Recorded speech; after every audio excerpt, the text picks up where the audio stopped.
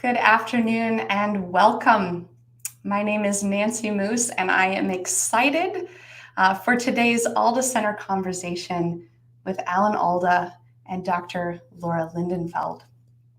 Today's webinar marks the end of our 10-year anniversary celebrations, and I can't think of a better way to celebrate than to have in conversation our founder, actor, author, activist, Alan Alda, and our executive director, and also the dean of Stony Brook University's School of Journalism, Dr. Laura Lindenfeld. Thank you so much, both of you, for being with us today. This will be fun. It will. Wonderful. Well, this all started, everything that we do here at the center, as a crazy idea. Alan was a lifelong lover of science and had this idea that maybe improvisational theater exercises could help scientists. And Stony Brook University was curious about this as well. And so in 2009, they started the Alan Alda Center for Communicating Science. And we were very blessed to have Dr. Laura Lindenfeld take over as executive director in 2016. And since then, the programming has rapidly expanded, including our programming for our graduate school within the School of Journalism, and also our in-person and online training as well. We've been all over the country and the globe, and we're excited to talk in conversation today. So today's conversation is going to be a bit about where we came from, where we are, and also where we're headed. But I, of course, want to start with you, Alan, because you planted the seeds that brought us to where we are. For a lot of people, thinking about improv and science communication seems like a crazy disconnected thing. But for you, it was this, I think, stroke of genius and creativity. So I was hoping that maybe you could start us out by talking about where on earth that idea came from. Well, it came to the surface in my mind when I was doing Scientific American Frontiers, a television show about science that I did I started doing it about 25 years ago. And it was a very interesting experience for me because, as you said, I've been interested in science since I was a boy. But here was a chance to talk to scientists in person, spend the whole day with them, shooting a program with them, and finding out. Well, I'm hearing an echo. Let me put my headphones on. Now let's see if I hear it. Is there an echo now? No. I don't think so. Nope. I realized when I was next to a scientist, listening to the story that the scientist had to tell, it would increase in comprehensibility and decrease depending on how much the connection between us was strong. A strong connection between us meant I understood it and the audience understood it, partly because I wouldn't leave the scientist alone. If I didn't understand it, I'd grab him by the lapels and I'd say, I don't get it. Tell me again. Tell me in another way. I'm not getting this. And what I realized that I was doing after a while was what I had been trained to do as an actor, which is to pay attention to the other actor, to let them into my consciousness, not to say my dialogue because I memorized, but to say it because the other person's making me say it. So I was just responding to the scientist the way I would if I was in a play, or more importantly, if I was in an improvisational scene. And it really was an improvisational scene. I didn't know what I was going to ask next. What I asked next was not on a list of questions that I came in with. I didn't come in with a list of questions. I came in with pure curiosity. And what my next question was in response to what the scientist had just said to me. So there was a true interaction. And I realized that it would be possible to train scientists to get that connection with whoever they were explaining their science to, whether it was one other person, a room full of people, in an interview on television, or even while writing. It turns out that if you're paying attention to what the potential reader is going through, and try to get an estimate of what they may be going through as you lay out your talk to them, your writing to them. That estimate helps shape what you say. So whenever I was in a university for some reason or another, I'd ask the president, well, can't we teach scientists to communicate while we're teaching them to be scientists? Mm. And at that time, it's really surprising. I bet Laura remembers it 10, 12, 13 years ago. It was not so popular to teach science communication. Now I think everybody realizes how important it is. Yeah. It took a while to get somebody interested, and by luck, the people who were really interested was Stony Brook University. And 10 years ago, we started. I trained the early instructors, and we went through improv exercises. But the idea was not just to make connection through the improv, but to let that connection change the way you spoke or wrote. It changed the content of what you had to say, because it was, in a way, it's the simplest, oldest idea, know your audience. But it's not just knowing your audience in a general way. It's being intimately connected with them so that you're really thinking what they're thinking as much as possible. It's a little bit like, it occurred to me once that it's a little bit like a married couple who's been married a long time. And, I'll be driving in the car with my wife, and we haven't spoken for a half an hour. It's a long trip. And at one point I'll say, and she'll say, I know. You get to read each other's minds after a while. And if you get good at it, you see a person's face, you see the look on their face, you see their body language, you know where they are, and you speak to that. And even when you write for them, you can figure out what you're putting them through in the beginning of a sentence and where you're taking them by the end of the sentence and how that connects to the next sentence. You have them in mind.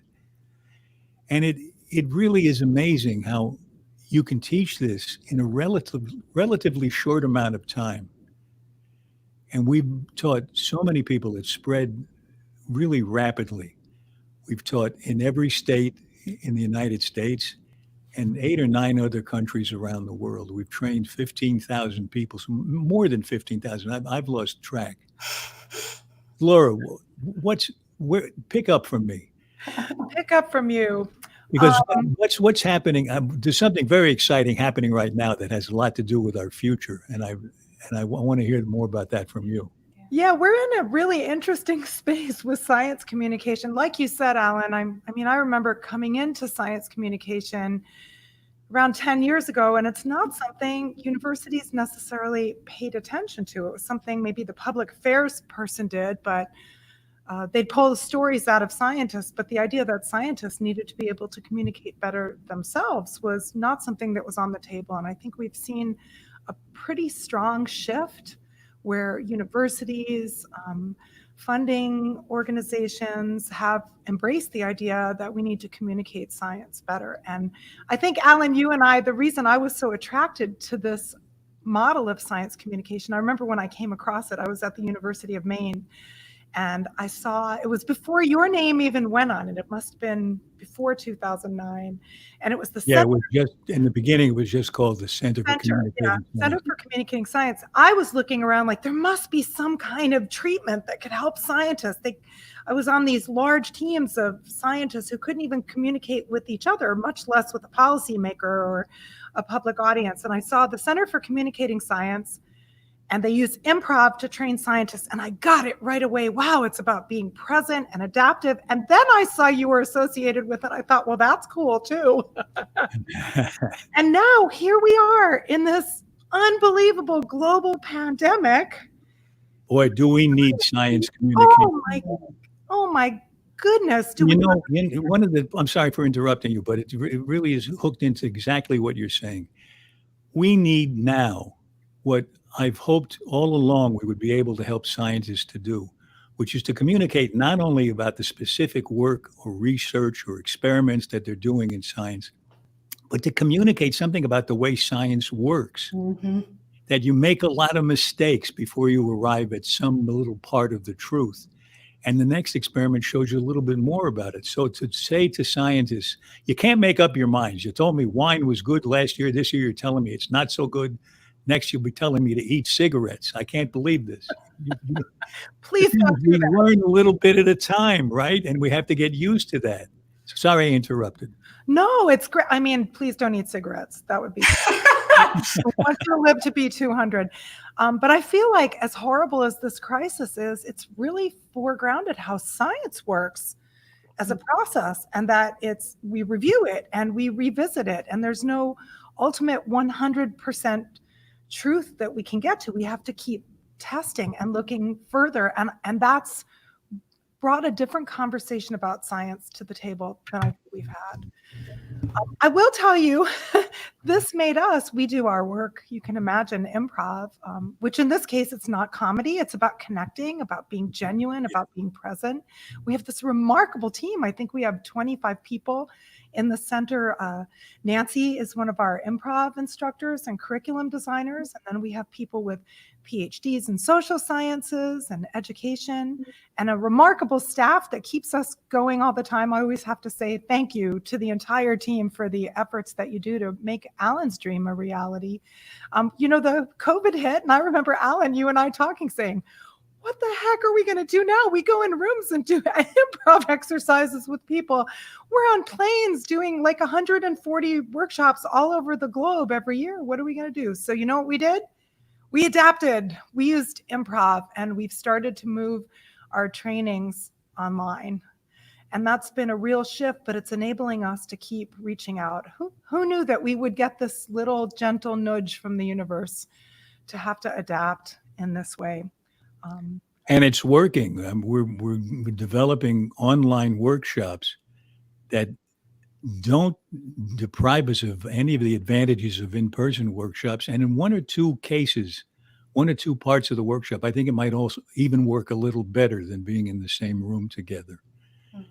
And we can spread it now around the world with less travel and less wear and tear. And it's really, I'm very excited about this. I've wanted to see us open up to this kind of work for a long time. And you're right. We got a nudge from the universe, unfortunately.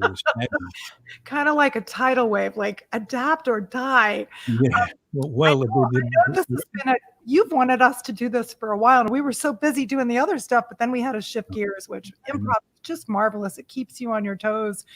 Alan, I know we have a series of questions we're going to get into, but I'd love to, people ask me all the time, so is Alan's name just on this, or is he really involved? And I'm like, oh, he's really involved, believe me. So I want people to hear you talk a little bit about the work you've done more recently with curriculum development for our online training, and what surprised you about that? Well, one of the things, I'll say what it is first. What we're doing is working out an online workshop for people who have already experienced an in-person workshop and want to reboot, brush up, get a booster shot of this training.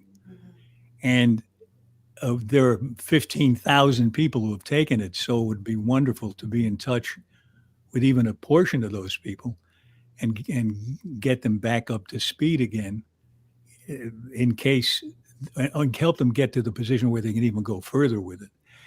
The thing that surprised me about it was how that it was as possible to do as I hoped it would be, because I'm ambitious, and I often think something's going to be possible that turns out not to be so possible. But this is really, it's so far working really well, and I'm very excited about it. We're so honored to have you as involved as you are. Well, I keep learning different facets of what this can be, and over the past 10 years, the exercises, the insights that have been developed by the team, the people you mentioned, an incredibly hardworking team, an inspired team who teach this and get it on the road and get it get it to the people. They've come up with versions of these games and exercises that nobody had ever thought of before, that grew on their own out of the experience of teaching. And it now has its own shape, its own identity that came out of getting our hands into it and finding out what could emerge from that. It's really like one of the old improv exercises where you operate something with your hands, like get something started. No, make an object with your hands.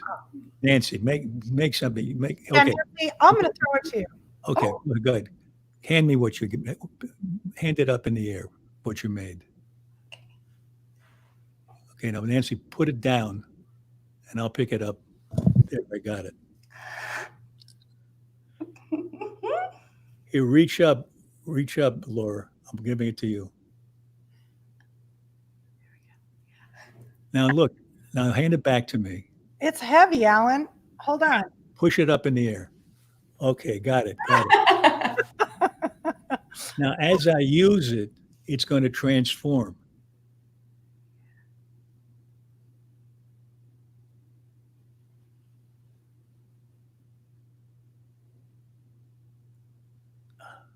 Here. Yeah. So now you take it, you use it as it was. What do you think it is? It seemed like a weight. When I could do Or it. Here, look. Choo-choo? A weight. Yeah, you got it. Yeah, that's what I thought it was. Now let it transform into something else as you use it. Let the motion of using it, let it transform. What's that motion like? What did it become? It looks like it became a pie. Did it? I love pie. So this is, I don't know, Nancy, you probably have done this exercise in Yeah. improv classes. And what this is an example to me of what's happened to our training. In the doing of it, it's transformed into other shapes and sizes and objects. And that's an exciting thing to see. Transformation is fun. It's fun to see, it's fun to experience, and it can make you laugh. That's why Laura said it's not comedy improvisation, and it isn't. It's a much purer form of improvisation. But people in these classes are laughing all the time because it's fun to see transformation. It's fun to see the spontaneous happen. It's Right? fun to be surprised. Alan, why does it help scientists communicate science? Why does it help them? Yeah. It helps. Let me back up a little bit. It's a myth, I think, that scientists are have a particular difficulty with communicating. I think what's more true is that everybody who knows something complex in a very intimate way has trouble communicating because it's hard to remember what it's like not to know it at that complex level. So it's not just scientists, but scientists and physicians, engineers, even people extremely experienced in politics, other fields, lawyers. It helps them to learn that it's possible to get so in touch with the people you're talking to that you can speak their language, that you can be clear to them and vivid with them in a way that helps them understand what you're saying, helps them see the images, helps it stick in their minds because their emotions are aroused by it. It frees you up to do that. And without that, you're just spraying information all over them. And it doesn't stick, it rolls off. Yeah. You call that excommunication, right? Yeah, right. It's not communication, it's excommunication. There's Yeah. something really beautiful about that increased responsiveness. As soon as you started, manipulating that object, my whole body was just very Yeah, that's so interesting. present. I often wondered when I started learning this decades ago, what was all this stuff about making objects out of space? But one of the things it does is exactly what you just said. It puts you in touch with the other person in a way that's totally open and vulnerable. You have to try to figure out what's going on with them so you can play the game. But what that does is get you accustomed to really seeing and listening to the other person. And you can't communicate unless you're listening. Yeah. That not knowing of what's coming next Right. is like full body listening. Right. And even if you have a prepared speech, you're going to be more spontaneous and more natural because you're not going to be concerned with what word comes next. You're going to be concerned with what am I expressing to this person in this moment that this person's ready to hear. And you might be a little more fluid with the words you use. You might not say the exact same words because most things that are written are not speakable. It engenders a sense of curiosity rather than judgment, too. I think you're right. Which Yeah. I think is important. You said, talk about that a little more. What do you mean? I think, it's easy to stand back and say, well, I don't like that because I don't like the way that guy said that. And I'm not willing to embrace that idea because it's different from mine, as opposed to a mindset where you think, I'm in the middle of this. I'm going to roll with this. I'm curious about this. What's behind it? What's inspiring this person? It's a framework of wanting to learn rather than thinking you already know, that I think improv invites us to embrace. Yeah, it sounds like you're saying, and I agree with the idea that both sides of the communication are more open to each other. If the communicator is open to the listener is going to be just reflexively more open to the communicator, and they'll both have this innocent, naive willingness to have an exchange. It really, I mean, when you create an object and you hand it to me and I make a pie out of it, it forces us to be interactive rather than me just to sit there, you send information and then I have my lines. It forces us to depend on each other for that sense of community, really, which is the communication to form itself. And what you were saying just now about passing one thing on from one person to another turns out to be an important element. And we've incorporated it in a number of our exercises. And I did this with musicians 3 times. I've done it with string quartets. And I had them pass an emotion vocally from one to another. And I would ask them to let the emotion transform. They'd pick up the emotion from the other person, the way, Nancy, you picked up the ball from me. And then they'd let that emotion transform into another and pass it on to the next person. And it went around in a circle. Then I said, now do the same thing with your instruments.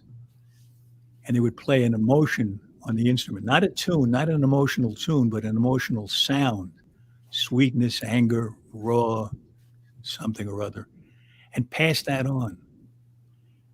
The freedom that they got from doing that, of emotionalizing their instruments, was so interesting. By the end of a 3-hour session, when they played, the same piece that they had played before the session was so much more alive and spontaneous and connected one to the other. It was really interesting.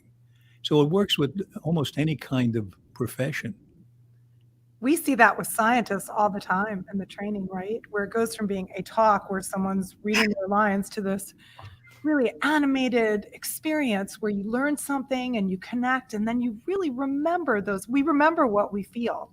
It's really hard to just remember the fact, but when we experience something, it really sticks in our consciousness. We carry it along with us. Laura, I'm curious, did you have experience with improvisation before connection to the center? And what was that like? I had people in my family who did theater, but I've always played music. I think I just understood as a communication researcher that communication is never a one-way street. Even if you're producing a mass-mediated message, there's human beings on the other end who are going to receive that in very different ways. And I understand that communication is always embedded in emotions. So when I saw this idea of using improv to train scientists to bring complexity across to society in a collaborative way that really involves us connecting with each other as opposed to we're going to shove our information at you. It just made so much sense to me. Yeah. I often find myself in classrooms reminding people communication is co-communication. Right. Right? Or even just, so that I'm always fascinated by etymology, like the roots of words, and that communication and community, it's the same root. Yes. And there's some usefulness to that, to keep that in mind as well. We invited some of the viewers, people that are watching today and ahead of time, to send in some questions.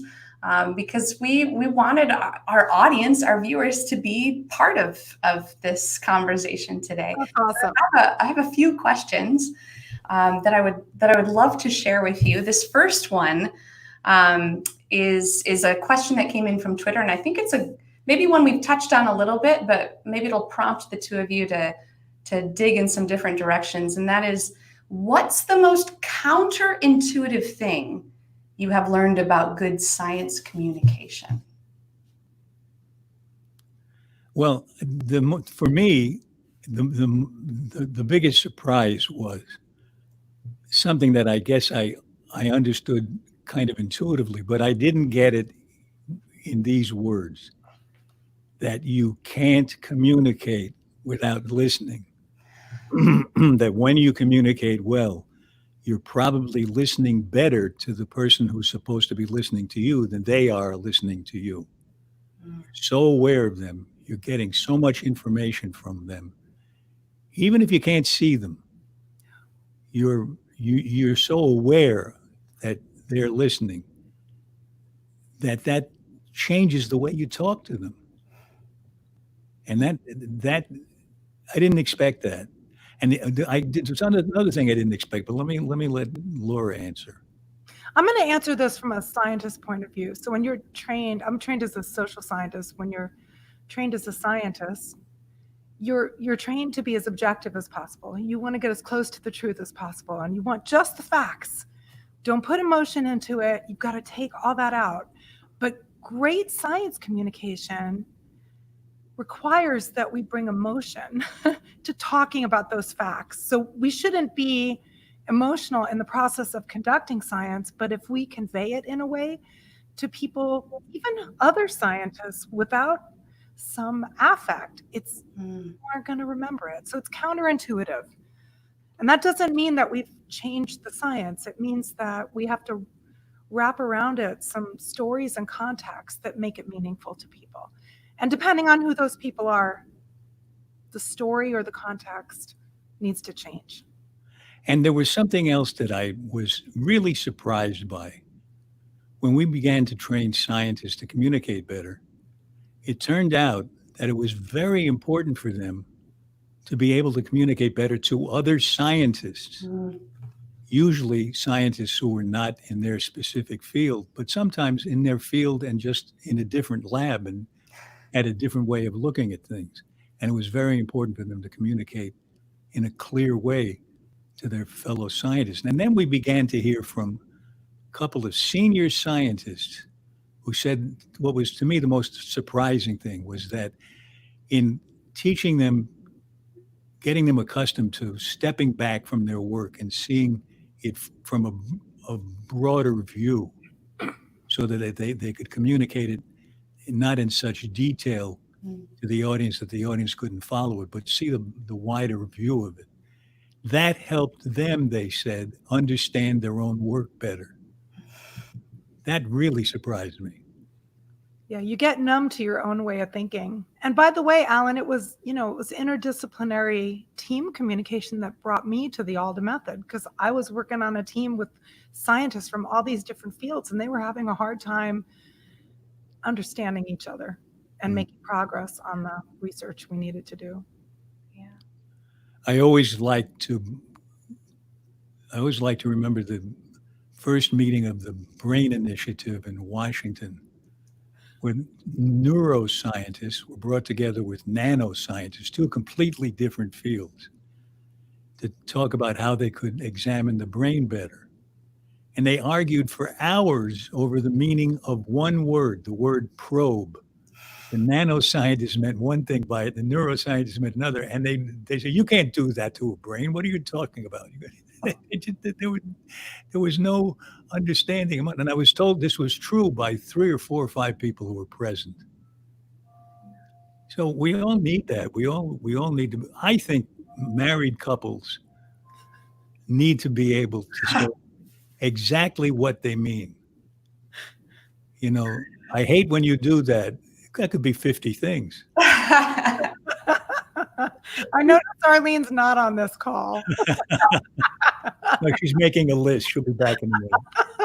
You brought this up, Alan, and it actually connects to another question that one of our followers on social media asked. On Twitter, they asked, "Has all your research in communicating changed your personal relationships?"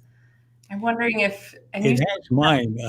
How about you, Laura? Yeah, it has. I think I've learned to talk less and listen more deeply. And I mean, at the root of so much of this is empathy. What is happening in the other person's head? What are they feeling? And taking responsibility for that as the person who has something to communicate. And thinking about what can I do to really make sure we understand each other, or the information that I have to share is not going to come across. It's going to get rejected. So I think I don't know, you'd have to ask my husband. I think it's helped my marriage. I definitely think I have a 17-year-old, my son Mika, he's awesome. I really sometimes just sit back and I say, you know, what do I do as a parent that doesn't work for you? And then I listen. And, you know, some of it he's spot on and some of it's bupkis. Yeah, well, it is possible to forget in the heat of the moment. You know, Arlene will, because I wrote a whole book about communicating. Mm-hmm. Once in a while, we'll be talking and Arlene will say, would you please go read page 12? Oh, yeah, right. The part about listening. Okay. It's what a concept. These lessons you have to learn every day. I don't know, Alan. So you and I haven't talked as much as we usually do, but during this pandemic, I think it's helped me a lot. I'm very extroverted and I feel a little lonely at home, and it's helped me to deal with the uncertainty of what's happening next and accept it a little bit more. So that's maybe more an intrapersonal. Yeah, I do think this work does help you accept uncertainty more, and it helps you. I think if you let yourself concentrate on it, it can even help you when you're locked up with another person, and you can't get away from one another. It can help you be a little more tolerant of different ways of approaching life, like don't scrape the plate like that. This sounds like a real world experience. You both brought up the pandemic again and the importance of communication. We did have a little bit of a longer question, but I think it's important. This is a question that also came in, I believe, on Twitter. In COVID times, how can we respect evidence-based communication when everyone's eager for an answer, which is, I think, Laura, what you were talking about, that uncertainty? Will SciComm come out of COVID-19, do you think, reinforced or debilitated, and maybe science itself? Maybe Laura, you want to? I don't know, Alan, you want to start? You want to take a stab at that one? I'm gonna think. If I understand the question correctly, my answer would be the only way we're going to come out of COVID is through science. And it seems to me that science and science communication will wind up getting praise from a great number of people, the majority of people. And the majority of people, according to polls now, are very interested in the scientific view of COVID. But the impatience is a difficult thing. As the person raising the question said, everyone wants an answer. And science takes a while and makes mistakes along the way. Thank goodness it makes mistakes and recognizes them as mistakes and doesn't say it's right because I did it. Right? And that's like an essential part of science. And it may be frustrating to be on the sidelines and say, why aren't they making a touchdown every time they get the ball? What's wrong with that team? Well, I don't know anything about football, but that analogy seems to me to really point to the problem. They don't make a touchdown every time they get the ball because there's another team preventing them from doing it, and that's the chaos of the uncertainty of nature. Complicated problems take a long time to solve or to get any insight into it all. So I really do hope that one of the things we come out of this pandemic fortified with is an understanding of a respect for the way science works and a respect for how important it is not only to make mistakes, but to not know things and to know what you don't know. To know that you may be wrong about what you think you know. Those are essential elements, I think, to getting somewhere.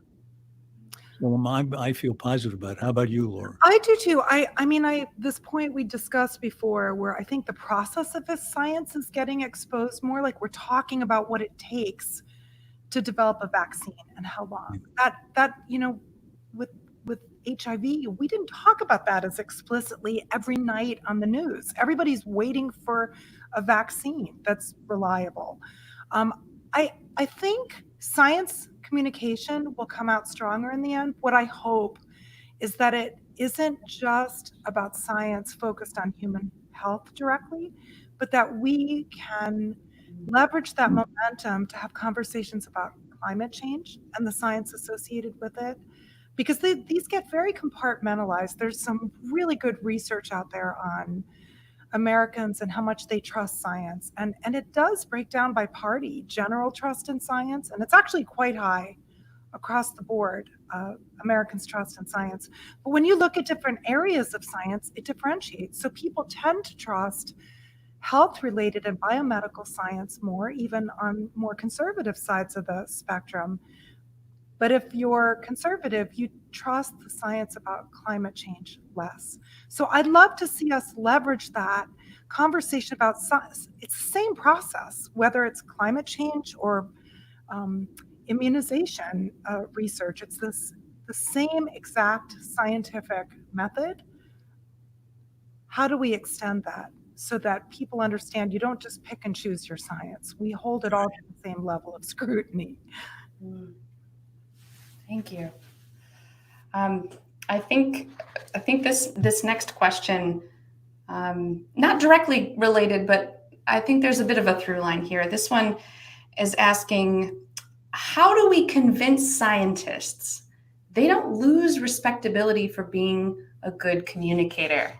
And I think this might be a little bit of a nod to maybe the Carl Sagan effect, that effect that often, high profile scientists, if they're very good at communicating with the public, sometimes their respectability within their field and their research has an inverse relationship. Yeah, I think I'm going to take a quick stab at this, and then Alan, I want to hear your response to it. I think there is a generational difference. I think 20, 30 years ago, it was something that was frowned down upon, and I think it's become more part and parcel of what it means to be a scientist, to communicate. How do we convince science not to lose respectability? Learn how to communicate well, get some training and practice, because you can have a backfire effect if you don't communicate well about your work and the work of your peers, and you alienate people. So I think, there's so many other organizations beside the Alda Center. A lot of universities have communication training. Avail yourself of those opportunities and really learn how to do it well in practice. Yeah, I agree. I don't know how many, it might have been about 30 years ago that Carl Sagan was not regarded highly by other scientists because he was so popular with the television series called Cosmos. Yeah. And there was a very unfortunate thing where he was either, I can't remember exactly, but it was either asked to leave a leading scientific organization or was refused membership. But it was all about his popularity. I think one of the differences in that since then, one of the differences in science communication since then is that it's beginning to be recognized that you don't have to dumb down science to make it popular. We have a very strong position that we take that we don't want scientists to dumb down their science. We want it to be clear and vivid, and I don't think science was ever hurt by too much clarity. So I think that as that idea has caught on, that it's actually respectable.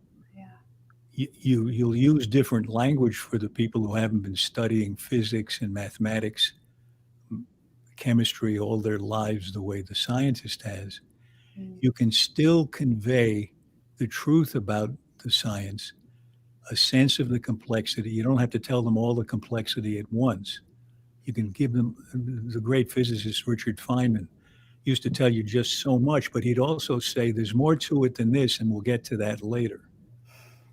But meanwhile, he'd make it very clear what part he was talking about so that you grasped it. And as long as you're honest with the people you're communicating with, and you're not just glossing it over with some analogies that make them think they understand it, but they don't really understand it, or they understand it, they're liable to understand it in the wrong way. That fear on the part of some scientists was a valuable fear.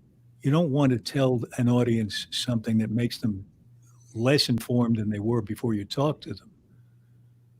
But I think science communication has advanced now so that there's less chance of that happening. And I see scientists all around being very glad when a scientist can make science clear and vivid to the public. I'm very glad to see it. Clear and vivid even to other scientists. Right. So that collaboration can take place. I hear from scientists that in the future, a great amount of science will take place between scientists who are in completely different fields. Yeah. That's going to take a lot of good communication.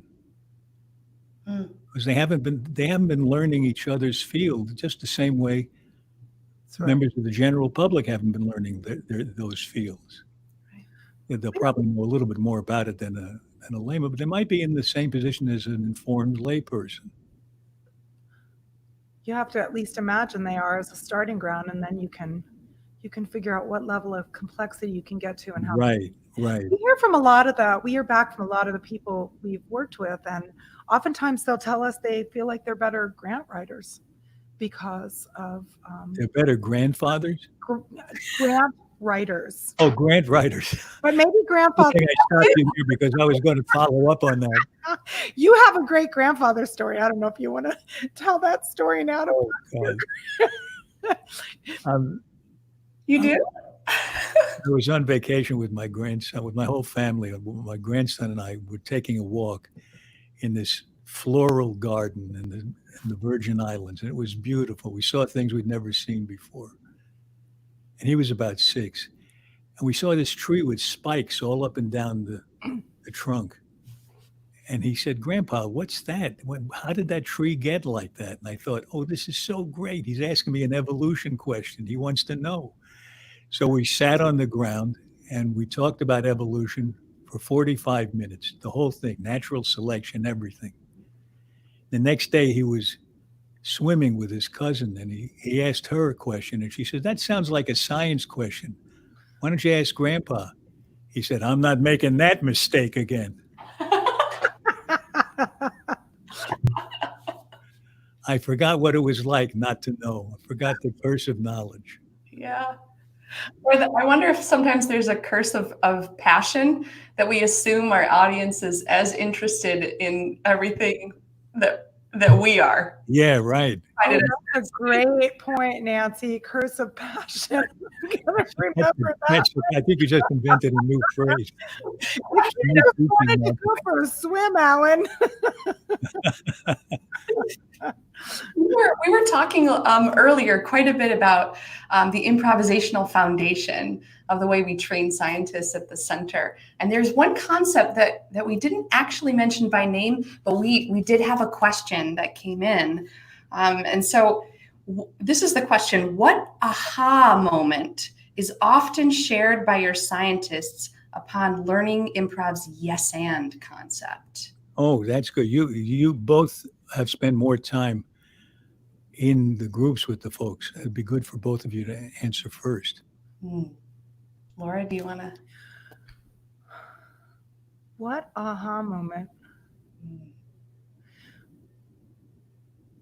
I think so. We have some exercises where we have the scientists work in pairs and they listen to each other, and then we surprise them by having one of the partners repeat back what they remember. And people are stunned that the person they talked to didn't remember every detail. And they're like, oh, and then you realize you heard it 3 times and you only hung on to a few things. And I think it's really profound when you learn how hard it is to listen to a lot of content in a short amount of time. That really tends to stick with people. And the yes and experience is so interesting because it's very easy to understand it conceptually, intellectually. It's hard to put into practice. To say somebody says something to you that either doesn't make sense or it's contrary to what you believe to be true, and you have to do the equivalent of saying yes. Not that I agree with you or that you've changed my mind or that I'm pretending to agree with you. There's something about what you say that I can accept, even that you just said it. Yes, right. I see what you mean. Yeah. And it reminds me that it has this other quality that's so interesting. When the first time you realize it's possible to do that, instead of saying yes, but yeah, that is a kind of an aha moment. Do you remember ever having an aha moment yourself, Nancy, about that? Oh, yes. And I think it's completely connected to what you just said. The more I do improv, and especially through teaching myself as I'm teaching others, is realizing how ingrained that yes but attitude is in the way most of us approach, especially when we're encountering someone we disagree with, or and either about something that's minor or about something that is really personal and emotional to us. But when it's the yes but attitude, the yes is a throwaway. It's the yes but is yeah, my turn. Let me prove how wrong you are. Yeah, right. And yes, and I think for me the aha moment often comes when we're facilitating these role-playing exercises where scientists are encouraged to imagine a skeptical audience, or an audience that doesn't agree with everything that you're bringing into the conversation. They have some pushback.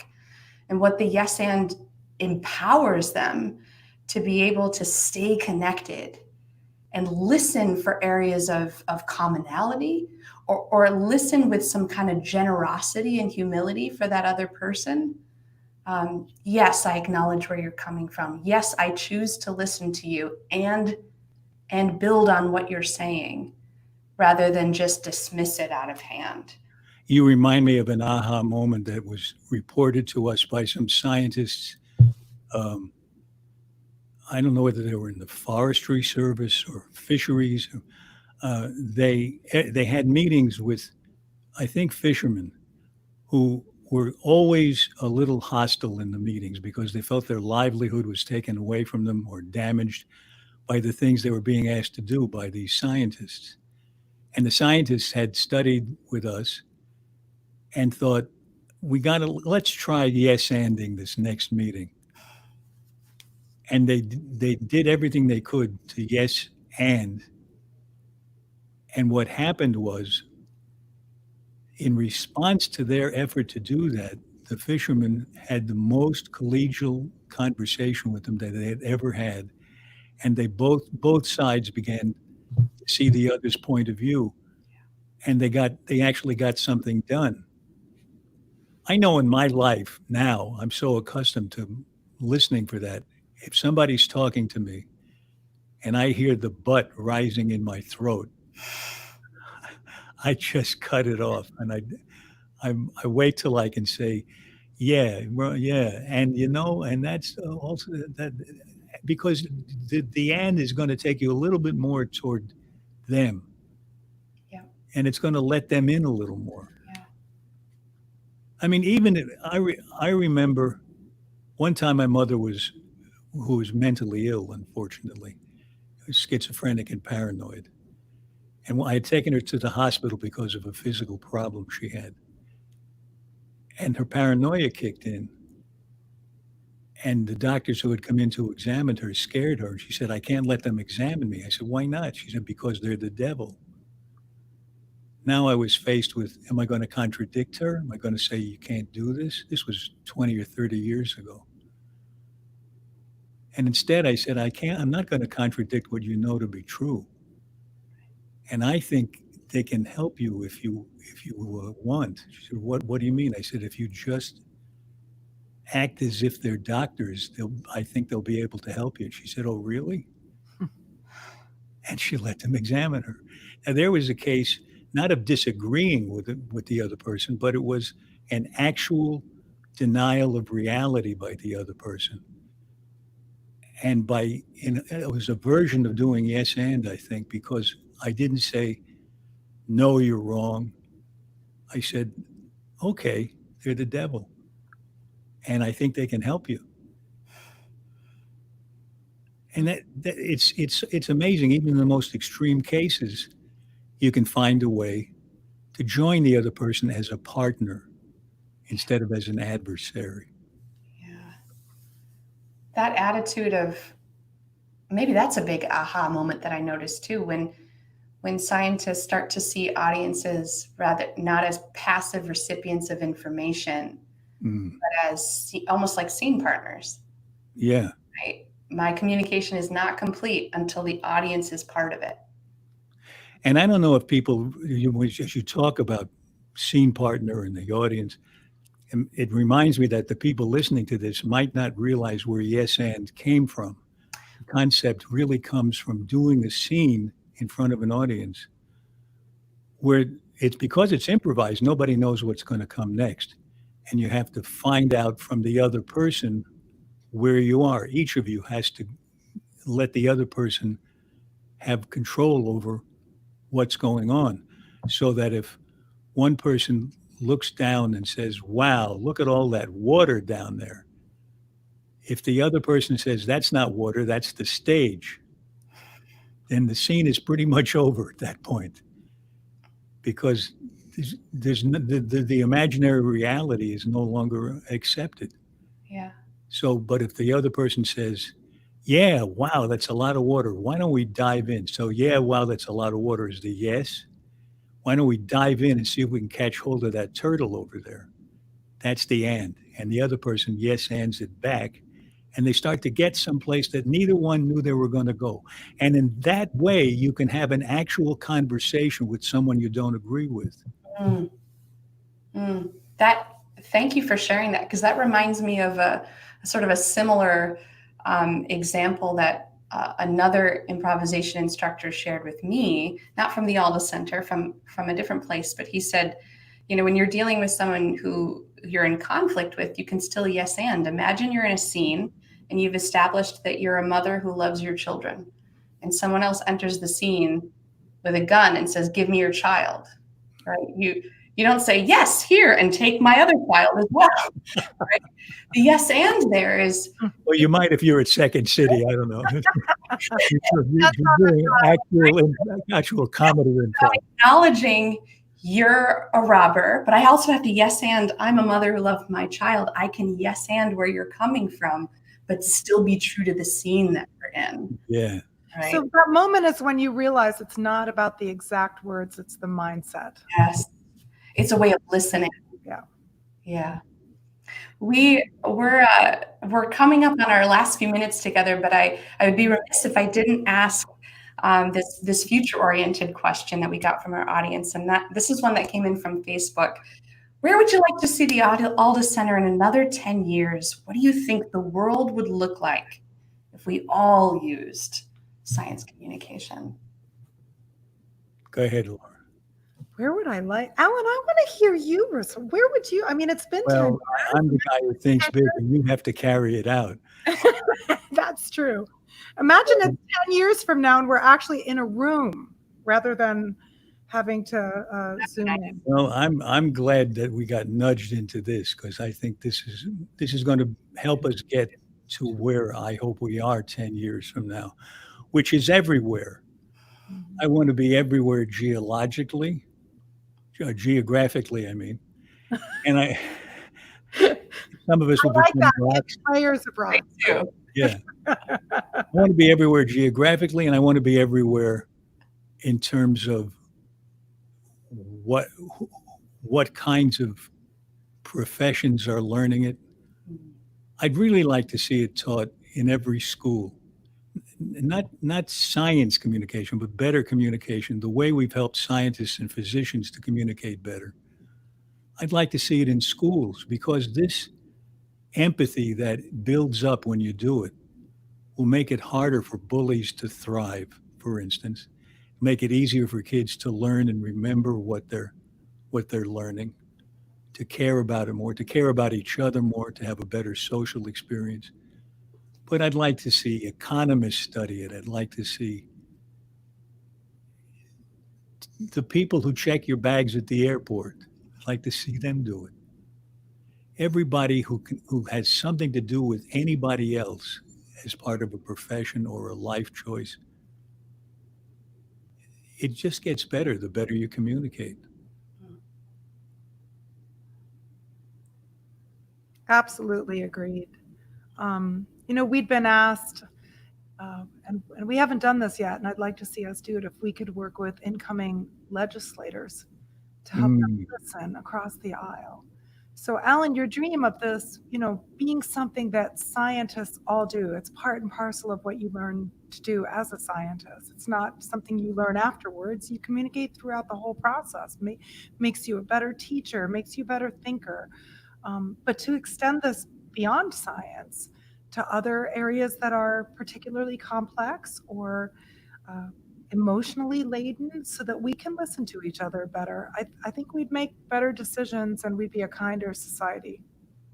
I think legislators is a really good example. Anywhere where you have people who have to make important decisions, if they can't trust one another with the formulation of the decision making, with the very basis of it, where you're spitballing ideas, if you have to have a bulletproof way to put it before you share it with somebody else who's going to vote on it, seems to me that you're removing an element of trust that's important to get things done, to arrive at some kind of a useful compromise. Compromise, of course, has pretty much disappeared.